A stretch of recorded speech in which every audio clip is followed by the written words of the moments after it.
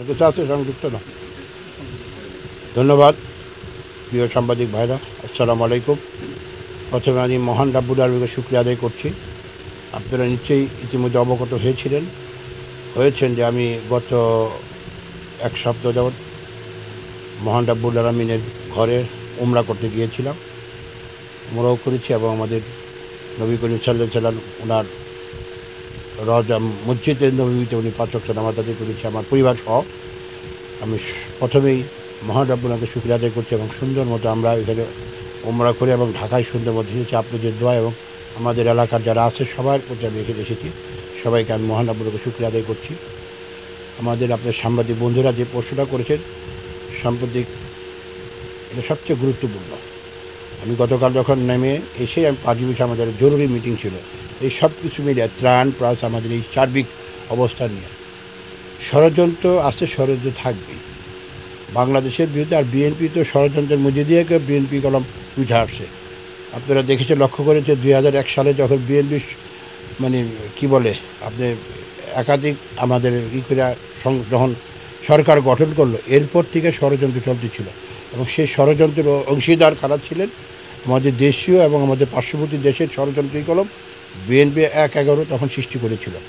1/11 করে কী করলে আমাদের নেত্রী বেগম খালেদা জিয়াকে বিনা দোষে তাকে গ্রেপ্তার করা হলো। আমাদের ভারপ্রাপ্ত চেয়ারম্যান জনাব তারেক রহমানকে তার উপর ফিজিক্যালি আঘাত করলেন। তারেক রহমান বুঝতে হবে এই দেশের একজন মুক্তিযুদ্ধের ঘোষক, রণাঙ্গনের যোদ্ধা, তার সন্তান বেগম খালেদা জিয়া রহমানের সন্তান। তার উপরে যে অকথ্য নির্যাতন হয়েছে, সে নির্যাতনের ফলে এবং সে আমাদেরই সেই সময় বিরোধী দল ছেলেদের যারা ছিলেন আওয়ামী লীগ, তারা বলেছিল আমাদেরই আন্দোলনের ফসল এই আজকে এই 111 সরকার। যাই হোক, সেটা তারপরে একটা নির্বাচন হলো, এটা অনেক লম্বা কাহিনী, আপনারা নিশ্চয় অবগত হয়েছেন সেই নির্বাচনে কি হয়েছিল। এর পরবর্তী পরে যে নির্বাচনগুলো হয়েছে সেই নির্বাচনগুলি সব লোক দেখানো এবং তার সব কিছু আপনাদের কাছে বের হচ্ছে। এই যে হত্যা, গুম আজকে যে অবস্থা সৃষ্টি করেছে তার, এবং তারই ধারাবাহিকতায় আজকে পার্বত্য অঞ্চলে যে জিনিসটা আপনি শুরু করে দিয়েছে, মানে পাহাড়ি এবং বাংলাদেশি লোকদের সাথে যে একটা ভেজাল, এবং সেটা কারা করছে? আমাদের পার্শ্ববর্তী দেশে যে যারা আছে তারাই এই জিনিসগুলি উস্কাই দিয়েছে, তারাই করছে। আরেকটি কথা যেটা যে আপনি যেটা বললেন, আপনারা যে মাজার এবং সামনে একটা ধর্মীয় হিন্দুদের একটা বড় অনুষ্ঠান, ধর্মীয় অনুষ্ঠান যে দুর্গা পূজা, এবং আপনারা লক্ষ্য করেছেন যে ওই তৎকালীন আওয়ামী লীগের সাধারণ সম্পাদক ওবায়দুল কাদের কী বলেছিল যে আওয়ামী লীগ যদি ক্ষমতা থেকে চুক্ত হয়, ক্ষমতার 5 লক্ষ লোক মারা যাবে, 5টি লোকও কোনো ক্ষতি হয়, মারা যায়নি। এটা নিশ্চয়ই আপনারা সেটা দেখেছেন। এবং বিশেষ করে আমি আমার এই এলাকা থেকে আমি প্রাউড ফিল করতে পারি এবং গর্ববোধ করতে পারি, এই এলাকায় আমাদের সমস্ত নেতাকর্মীরা মিলে, এবং সমস্ত শুধু আমরা না, বিএনপি না, জামাতের সাথে জামাত শিবির ছিল, জামাতের লোকরা ছিল, আমাদের অন্য অন্য ধর্মীয় লোকরা ছিল, যারা যারা আছে সবাই মিলে আমরা সম্মিলিতভাবে সেটাকে আমরা মোকাবেলা করেছি। এবং আমরা মন্দিরে, শ্রীনগরে যে কটা মন্দির ছিল সব মন্দিরে আমরা গিয়েছি, মন্দিরে কথা বলেছি। আমাদের হিন্দু ধর্মের যে আমাদের অ্যাডভোকেট নীলকমল আছে আপনাদের পাশেই, সেও যে আপনাদেরকে বলবে যে কী অবস্থা ছিল। আমরা সেটা একটা ভালো অবস্থায় রেখেছি, একটি লোকেরও কারো ক্ষতি হয়, কোনো বাড়ি ভাঙচুর করে নাই, কারো উপরে কোনো নির্যাতন হয়, অত্যাচার জুলুম হয় না, সুন্দরভাবে আমরা এটা ট্যাকেল করেছি। তারপরে সামনে, এবং সেটা দেখেছেন একটা কী বলে ইলেকট্রিক মিডিয়া বাংলা ভিশনে, যে এরাই সব কিছু করে, এরা সব চিৎকার পারতেছে এই আমাদের বাড়ি ভেঙে হলো। তারপরে দেখে সাক্ষাৎ করছে তো আমাদের এখানে কিচ্ছু হয়নি, এবং আমি কোনো জায়গায় কিছু হয় নাই। এটি একটি ষড়যন্ত্র, হিন্দুদের উপর নির্যাতন হচ্ছে, এই জিনিসটা করে তারা একটা ঘোলা পানিতে মাছ শিকার পরিকল্পনা করছে। ঠিক তেমনিভাবে কারণ এই যে ছাত্র জনতা, বৈষম্য ছাত্র জনতা মিলে যে আন্দোলন সংগ্রাম করে আওয়ামী লীগের মতো একটা দলকে বাংলাদেশের মাঠ থেকে তারা বিতাড়িত করেছে, এবং শেখ হাসিনা পালিয়ে গিয়েছে। সোজা কথা, শেখ হাসিনা পালিয়ে গিয়েছে, তার সমস্ত চেলাচপড়িরা সব পালিয়ে, আওয়ামী লীগের কোনোই নাই। আজকে কেন করেছে?